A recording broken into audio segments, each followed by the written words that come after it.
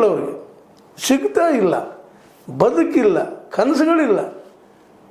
ಭೂಮಿ ಇದ್ದರೂ ರೈತರು ಹೆಣ್ಣು ಸಿಗ್ತಾ ಇಲ್ಲ. ಎಲ್ಲ ಕಡೆ ಅಲ್ಲೋಲ ಕಲೋಲ ಪರಿಸ್ಥಿತಿ. Market rate ಹೇಳುವಾಗಿಲ್ಲ.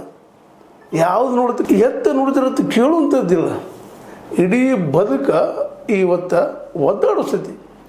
ಇಂಥ ಸಂದರ್ಭದಲ್ಲಿ ಯಾವ ಸಂದರ್ಭದಲ್ಲಿ ನಮ್ಮ ಶ್ರೀಜಯ್ ಅವರು ಈ ನಮ್ಮ ಯುವಕರನ್ನು, ನಿರುದ್ಯೋಗಿಗಳನ್ನು, ಈ ಯುವ ಸಮುದಾಯವನ್ನು ಕಾಕ್ರೋಚ್ ಅಂತ ಕರೆದ್ರು, ಪರಕಾಯಿ ಜೀವಿಗಳು ಪ್ಯಾರಾಸೈಟ್ಸ್ ಅಂತ ಕರೆದ್ರು, ಅದು ಭುಗಿಲದ್ದು ಹೋಗಿಬಿಡ್ತೆ. ಇವತ್ತು 2.5 ಕೋಟಿ ಫಾಲೋವರ್ಸ್ ಸ್ಥಾನದಲ್ಲ.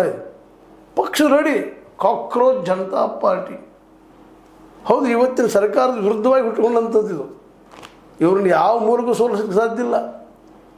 ಇವ್ರು ತಪ್ಪುಗಳು ಮಾಡೋದು ಬಿಡ್ತಾ ಇಲ್ಲ, ಪ್ರಾಮಾಣಿಕವಾಗಿ ಎಜುಕೇಷನ್ ಮಾಡಿಸ್ತಾ ಇಲ್ಲ. ಎಲ್ಲದಕ್ಕೂ ದುಡ್ಡು ಭ್ರಷ್ಟಾಚಾರಕ್ಕೆ ಹೋಗ್ಬಿಟ್ಟದ.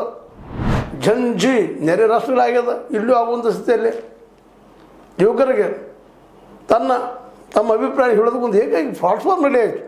ಅದು ಅಭಿಜಿತ್ ದೀಪ್ಕೆ ಎನ್ನುವಂಥ ವ್ಯಕ್ತಿಯಿಂದ. ಅದು 30 ವರ್ಷದ ಯುವಕ. ಅವರು ಉನ್ನತ ಶಿಕ್ಷಣವನ್ನು ಬಾಸ್ಟನ್ ವಿಶ್ವವಿದ್ಯಾಲಯ ಮಾಡುತ್ತಿರುವಂಥವ್ರು, ಕಮ್ಯುನಿಕೇಷನ್ನು ಜರ್ನಲಿಸಮ್ ಮಾಡಿದಂಥವ್ರು. ಅವರು ಇದನ್ನು ಹುಟ್ಟು ಹಾಕಿಬಿಟ್ರು, ಕಾಕ್ರೋಚ್ ಜನತಾ ಪಾರ್ಟಿ ಅಂತೇಳಿ. ಈ ಕ್ಷಣದಲ್ಲಿಟ್ಟಂಥ CJI ಇಲ್ಲಿ ವ್ಯವಸ್ಥೆ ಎಲ್ಲದರ ಬಗ್ಗೆ ಅದಕ್ಕೆ ಜೈಕಾಗಿ ಇಡೀ ದೇಶಕ್ಕೆ ಬೆಲ್ಲ ಸ್ಪಂದಿಸಿದ್ರು.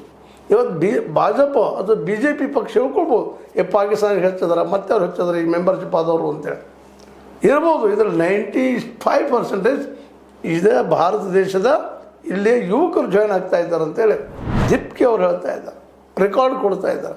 ಆನ್ಲೈನ್ ಮೂಮೆಂಟ್ ಸ್ಟಾರ್ಟ್ ಆಗಿಬಿಟ್ಟದ. ಒಮ್ಮಿಂದೊಮ್ಮೆ ಸೆಳೆದಿದ್ದಂಥದ್ದು ಇವತ್ತಿನ ಯುವ ಜನಾಂಗ. ಹೌದ್ರಿ, ಏನೂ ಇಲ್ಲ ಅವ್ರ ಬದುಕಿನಲ್ಲೇ. ಅಂಥ ಪ್ರಸಂಗದಲ್ಲ ಇವ್ರಿಗೆ ಕಾಕ್ರೋಚು ಮತ್ತು ಇವ್ರಿಗೆ ಪರಿಹಾರ ಕೊಡುವಂಥ ಒಂದು ವ್ಯವಸ್ಥೆ ಇರಬೇಕಾದ್ದು ಇವತ್ತೆಲ್ಲ ಕ್ಷೇತ್ರದಲ್ಲೂ.